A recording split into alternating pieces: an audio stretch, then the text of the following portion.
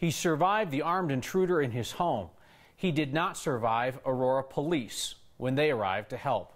Aurora police are facing the kind of situation today that might end up on the national news. They shot and killed a man who was defending his home against an intruder.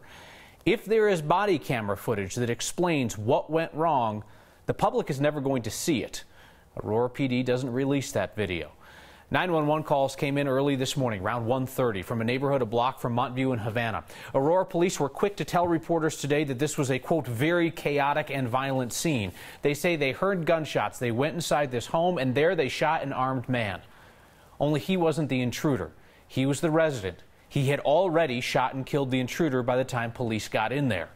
Aurora Police Chief Nick Metz calls the situation, quote, very heartbreaking and tragic. The officer involved has been reassigned while all this is investigated. Denver's biggest interstate project in decades is going to start on Friday. Now, you might not initially see signs of construction on I-70, but our Jordan Chavez looks at the years of work to come. Almost as well as he knows his menu, Yeah, for sure get the burrito. Orlando Castro is quickly learning construction. It should be interesting once everything's done and finished. Sitting by his counter are plans for the upcoming Central 70 project. His restaurant is near the viaduct in the Elyria-Swansea neighborhood that will eventually be replaced by a new, wider section of I-70 that will sit below ground. His business is just one of 1,200 along the 10-mile stretch of highway where construction will happen. Though it officially begins Friday, it won't look dramatic for a while for interstate drivers. And that is because so much work on side streets has to happen first to get ready to widen the interstate. Because much of the early work will happen below ground. We're bringing the highway down about 30 feet. So think very similar to how I-25 runs through the Washington Park area. Above it, a 4-acre park complete with a soccer field, splash pad, amphitheater, even a space for farmers markets. Just like Clyde Warren Park in Dallas, one of the inspirations for CDOT. The agency says about 200,000 vehicles cross the 10-mile stretch of I-70 daily. So during daytime hours, we'll have 3 lanes running in each direction, which is the same as we have today. And we've told the contractor they can only drop lanes or close lanes at night. Rebecca says for the next 4 years, the highway can only be closed entirely a handful of times at night or on weekends. So much, nothing else to really prepare for it so far. And for Orlando, it's business as usual. Drivers will continue to use the viaduct for about the next 2 years. It won't come down until 2020, and at that point, traffic will shift to the below-ground section. By the time the project is completely finished, well, there will be new express lanes on both sides from I-25 to Chambers Road. And Kyle, CDOT expects this whole thing to wrap up by the year 2022. So the people who spend our money for a living like to call it stimulating the economy, meaning there's going to be jobs, obviously, as a result of this. Yeah, about 4,000 to 5,000 jobs will be added, and a majority of the people will come from the neighborhoods nearby. Not a majority, 20%, but we know that there's been some controversy there, so maybe that'll relieve some of that tension. All right, Jordan Chavez, thank you very much. The art that was burned to the ground at Civic Center Park is going to be rebuilt, but then it might leave Denver. It was up to the artist, who didn't have insurance on the piece that he loaned to the group that preserved Civic Center. There's a woman facing charges for setting the piano piece on fire. The artist has now started a crowdfunding page to pay for a replacement for the Tree of Transformation, as it was called. The Civic Center Conservancy told us it's likely that it's going to end up someplace else. Which leads us to our next question. Are Denver's most famous pieces of public art insured against damage? So I was thinking Blucifer, you know, if some cowboy fueled by liquid courage tries to climb aboard the famous Blue Horse out at the airport, who pays if his spurs scratch the side? City of Denver tells us its public art collection is insured. Maybe you remember the Big Blue Bear was vandalized at the convention center in 2013. Insurance paid for those repairs. The city did point out to us that there are some well-known pieces on display that are not part of the official public art collection, so they're not covered. Take the John Denver statue out at Red Rocks. The old saying about politics goes, politics stops at the water's edge. But it was the water's edge where all the politics was popping in Denver over the weekend. Out at Sloan's Lake, where the Dragon Boat Festival forced a group of Republicans to take down their Trump 2020 flag. We're proud. We all have different views, and we're proud of them. And just because we have a banner out doesn't mean we should be discriminated against. We had we are proud of it, and other groups had different paraphernalia hanging around for what they believed in. I just don't think we should have been, targeted and had to take our banner down just because somebody didn't agree with our views. Dragon Boat Festival organizers tell me they have long welcomed political groups to be involved in that big festival. I mean, Colorado Democrats were out there yesterday. They were registering voters, but the Republican team took their Trump flag into the pre-race area. That's where the teams get amped up to face each other on the water. The Dragon Boat Festival says all the teams signed pledges to keep political and religious messages out of that area. Oh, and they also say the Republican team was day drinking in the pre-race area in violation of the rules.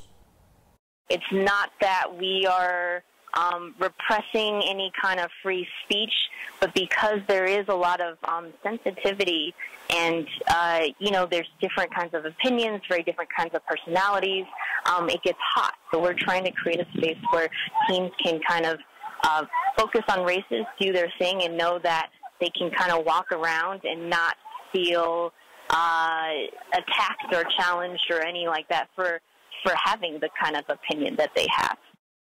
The Dragon Boat Festival told me that Republican team of racers is welcome back next year, just minus the day drinking and the Trump flag in the race area. The Republican team told me they won't be back, but they pointed out, just as President Trump quite often does, that they did beat all of their competitors yesterday. You need to handle your business, your DMV business, and you need to do it before Wednesday, or you're going to be waiting until after August 5th. The DMV is going to get tech upgrades between August 1st and the 5th, so title and registration services won't be available. You can always go online to see if you can handle your business there without a trip to the DMV, and there should be even more services available online after that upgrade. An uneven sidewalk surface, that's an annoyance.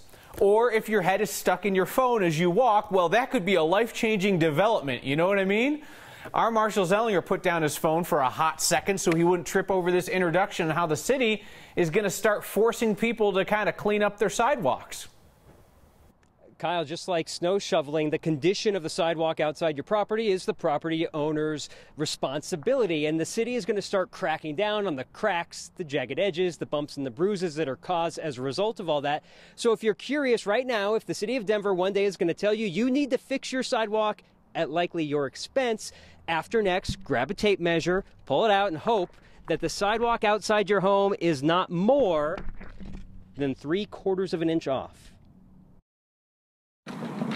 For this story, I'm going to need you to hold on, like Ellaby. She's been very vocal if I hit a very large bump. She'll yell at me. She'll be like, that wasn't fun. Stop doing that. Joshua Allenback is wheeling his niece Ellaby around Capitol Hill. Very bumpy for her, not comfortable, I'm sure. It's not easy. I get stuck on lips and stuff, so definitely not the most enjoyable thing for me. Later this year, it may be a smooth walk, at least for those using the sidewalks. If you're a property owner, hold on to your wallet. Dead giveaways would be badly damaged sidewalks, uneven sidewalks, excessively sloping. Those are some of the key problems that we're going to be addressing through this program. The City of Denver is starting a new program that will require property owners to fix their sidewalks. For those who own property in this neighborhood, from 20th to Alameda and Broadway to Downing, you should be getting these notices warning about new sidewalk inspections. City inspectors will go out next month and then notify property owners who need to fix their sidewalks. If they're separated by 3/4 of an inch or more, or they have a slope of 5% or more, expect an unexpected expense. If we don't hear from you that you're going to hire your own contractor or do your repairs yourself, our contractor will begin work after 45 days, and then we will invoice the property owner. But the city does have a fund that can help offset some of those costs. I'm going to keep this bracket up. Find your household size across the top and the income in the middle and see if you're eligible for a discount or a repayment plan if the city were to do the work for you.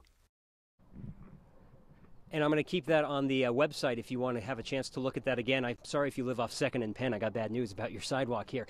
What happens if the city does the work for you and you don't pay? The city is going to put a lien on your home. When it's sold, they'll finally get their money back. And Kyle, I know we love these flagstone sidewalks around the station. If you want to keep your flagstone and the city does the work, they're going to lift it up, try to smooth it out, and put it back down. Otherwise, they'll only replace it with colored concrete. You'll have to do the work yourself for the more expensive flagstone. It's such a good look, though. Although you can't have that, Marshall. If you go over that in one of those Lime scooters, that's like a jump. That's no good. Yeah, you can't have that. That's a jump. All right, Marshall Zellinger on the streets for us. Thank you, sir. Take a look at the bad OFO that is our new next mascot of sorts. So as those scooters and bike shares roll out across our fair city, we are going to keep checking on this one. This sad little orphan OFO bike that people have told us has sat lonely and abandoned near a McDonald's and the Home Depot in Stapleton for at least weeks, they say, perhaps months. And now next viewers are getting in on the act. Victoria Simmons says she checked in on the bike over the weekend, sent us some fresh pics. She works at the McDonald's there, and she insists that sucker's been out there since March. The hospital in Brush nearly filled up with people injured by yesterday's tornadoes. Calmer today for the first time in a while, though there are signs it won't last.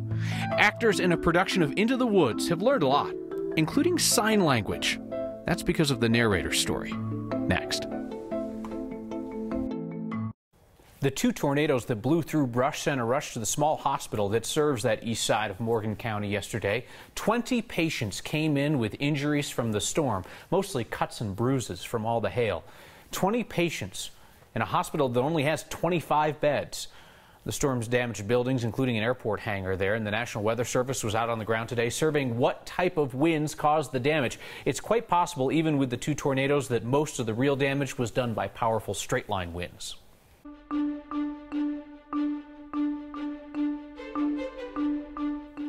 Some information in just now from the National Weather Service. They're saying the damage in Brush is consistent with an EF2 rated tornado, which is a very strong tornado and that can create considerable damage. So they're still out there surveying that site tonight.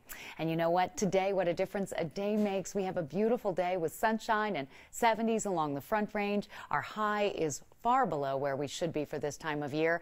That's a trend that will not continue. With a change in the weather pattern, the heat will be back on. These high base storms down south with wind and lightning are not severe, thank goodness. And with high pressure anchored where it is in the storm track to our north, we aren't anticipating a lot of moisture underneath the ridge for much in the way of cloud cover, let alone showers or storms. After 8 days of heavy rain and severe thunderstorms, finally a bit of a break. And that includes a lovely night tonight. Fair skies and 55 degrees. Tomorrow, temperatures warmer in the mid-80s. A dry day. Slight chance for a gusty foothill storm on Wednesday. Then into the 90s we go. Hello, August. Temperatures between 90 and 95 degrees right through the weekend and first part of next week. And speaking of the weekend, a lot of you were out enjoying what little sunshine you had. Lots of water and lots of beautiful wildflowers. We thank you so much for your pictures today.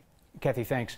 Into the Woods. It's a musical journey through well-known fairy tales, looking at the truths between magic and reality. And like each show at Family Theater Company, the challenges of real life are always part of the story. Here's Byron Reed. Just people kind of talking and... Everyone has a story. It's how we tell our stories that sets us apart. I'm 9 years old.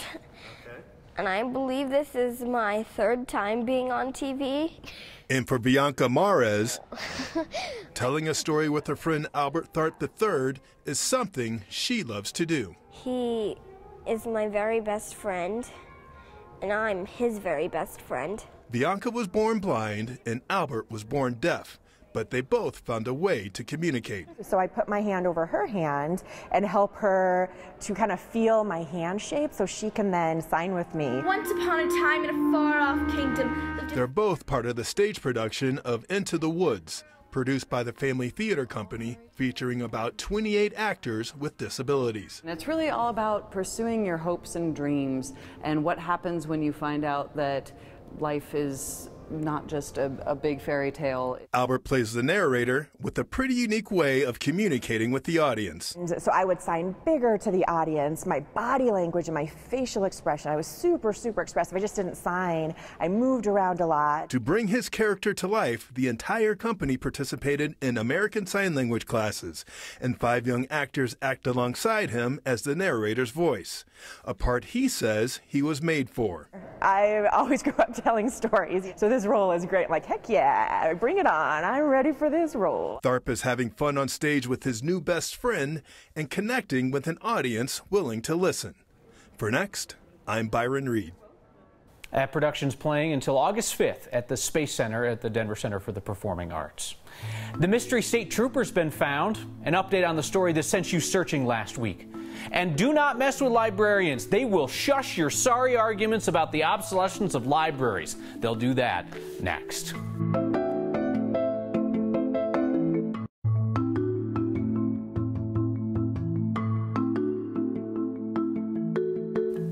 Forbes had an interesting opinion piece recently. Interesting's, well, one word for it. They said that Amazon should replace your local library and it would save taxpayers money. The reaction was so overwhelming, so negative, that Forbes took down the op-ed. I don't know about that. I mean, good ideas, bad ideas, put them out there. Let's debate, right?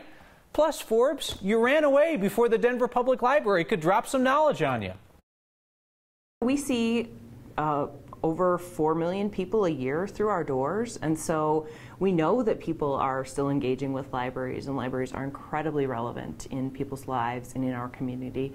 So it's just shocking when you see someone who is obviously not using their library, not talking to people who use their library. We're not just about checking out books. There's so much more happening at the library.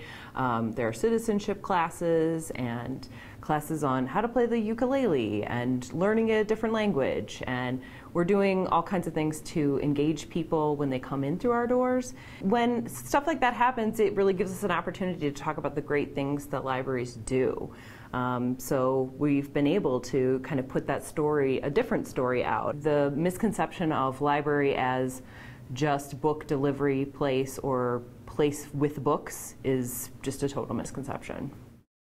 May I make a recommendation? This is where we often will point you to the work of our competitors because, as we know, more journalism is better than less journalism. The Colorado Sun is producing its first articles. I encourage you to read the fascinating story they led with about a new federal proposal that could sterilize wild horses to deal with overpopulation. Right now, the horses get a vaccine to stop them from reproducing, but those have to be renewed every couple of years. We're talking about permanent sterilization, and it is highly controversial, and Colorado State wants in on the plan. A similar plan was nixed 2 years ago. The Sun is that startup made up of a lot of people who used to work at the Denver Post. Full disclosure, I donated to their Kickstarter. I want to see them succeed. There's a link on the next Facebook page. It sounds like some of you all at home may have helped the Colorado State Patrol solve its own mystery. It's my favorite story from last week, and your feedback next.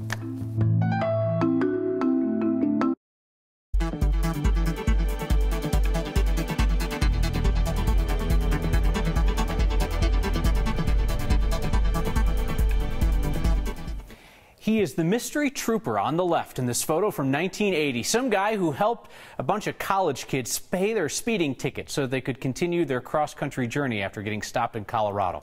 Well, 38 years later, the kids aren't kids anymore. They came across the photo and remembered they'd never paid their $5 debt. So they reached out to the Colorado State Patrol trying to identify the trooper. CSP couldn't do it. They asked for the public's help, and you know what? CSP thinks that Next viewers made the connection. There he is. Richard and his wife Barbara. They don't have a TV, but friends and family called them up when they saw Richard on Next last week. They live out in unincorporated Adams County. So we understand that Richard only worked for the State Patrol for a couple of years before he went to work with his dad in the construction business for 37 years, then worked as an RTD bus driver for 8 more years, and he just retired in January. Richard will be 65 in October. We got him on the phone today, and he told us he does not really remember paying $5 to help the kids meet their traffic ticket. But he said that the guy who reached out to him to fulfill a promise from all those decades ago, that he is the real star. Richard told us he was flabbergasted when he found out that people were still looking for him. CSP has connected Richard with those old college kids. He sent him an email, and we'll keep you updated if they are able to connect. Stephanie writes in tonight about the situation with Aurora police, in which an armed intruder was killed by a person inside a home, then he was killed by police. Stephanie says, I'm sorry to say you'll probably get backlash, but you don't know the whole story. Media likes to stretch the story, and as a result, more and more people hate. We don't know the whole story. The public should get the whole story. Nobody likes to stretch, but we do need to ask. We'll see you next time.